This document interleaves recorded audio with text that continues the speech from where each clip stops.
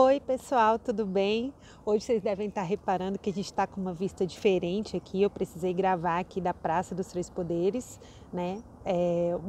Vai ser legal que vocês vão ver esse céu azul de paisagem, só que de vez em quando vocês vão ouvir uns barulhos aí de pomo, barulho de rua também. E talvez o celular não fique tão firme, porque eu tô gravando segurando ele aqui na capinha, inclusive, né? Hoje eu não tô com o suporte, mas estou descobrindo que vida de YouTube é isso mesmo, né? Quando dá, a gente grava e é onde der mesmo. Enfim, sejam muito bem-vindos a esse canal Ana Rogéria Ventura. E todo vídeo, a gente propõe uma discussão sobre algum tema que eu tiro de algum livro que eu li durante a semana, que pode ser sobre qualquer assunto. Pode ser business, pode ser viagem, pode ser clássico. E o livro que eu quero trazer essa semana para discussão é um livro que se chama O Leopardo. Ele é de um escritor chamado Lampadusa. O Leopardo, ele conta a história de Dom Fabrício, que é um nobre, e que ele está vivendo a época do Renascimento italiano. O que é essa época desse Renascimento italiano? É ali no final do século XIX, início do século XX, mais ou menos de 1860 a 1945, em que a Itália era formada por um monte de cidades-estados. E já havia nessa época uma burguesia, né, em ascensão, só que essa burguesia ela não tinha poder político. Ela tinha dinheiro, os príncipes já eram decadentes, mas ela não tinha poder político. A Itália não era em si uma nação unificada, né, com um sinônimo que hoje a gente conhece de país, um processo que outros países europeus já tinham passado por ele. E aí, o que acontece? Nessa época, os burgueses, eles financiam que Giuseppe Garibaldi, aquele mesmo que ajudou aqui na nossa Revolução Farroupilha, liderasse uma revolução, um levante que acabou unindo a Itália e fazendo com que ela fosse conhecida pelo conceito geográfico que a gente conhece hoje, a Itália.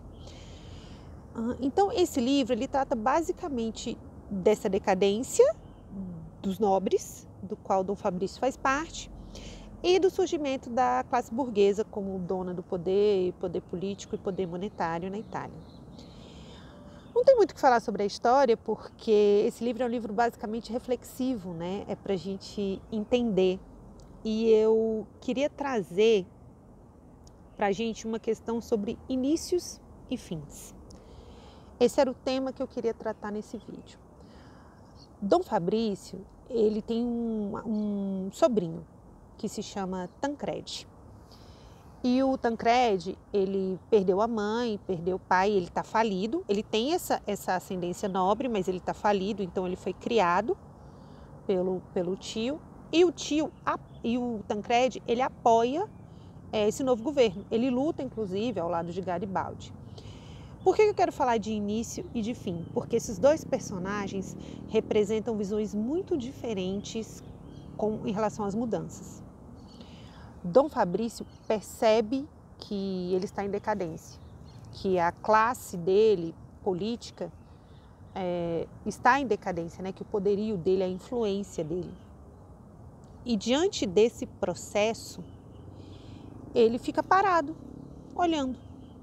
Ele é chamado para ser senador da Sicília, já nesse novo governo, né, na nova república, e ele não aceita.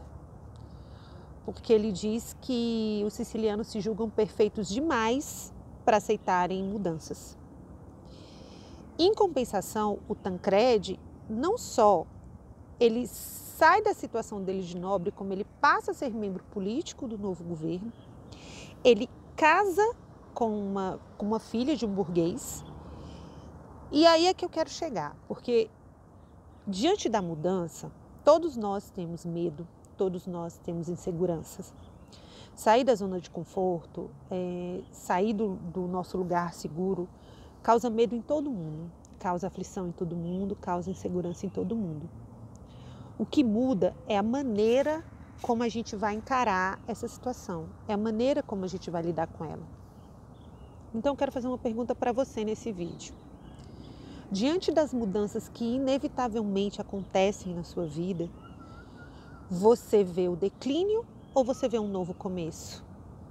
Você entende que um fim de um ciclo também é uma nova oportunidade? Eu quero contrapor esses dois personagens porque enquanto Dom Fabrício vai vendo a situação dele, da família dele, economicamente, politicamente decair e não faz nada e fica só observando isso, o Tancredi se aproveita dessa situação para sair do estado de órfão, pobre, para um cara casado com uma mulher linda e cheio da grana. Quem é você nessa história?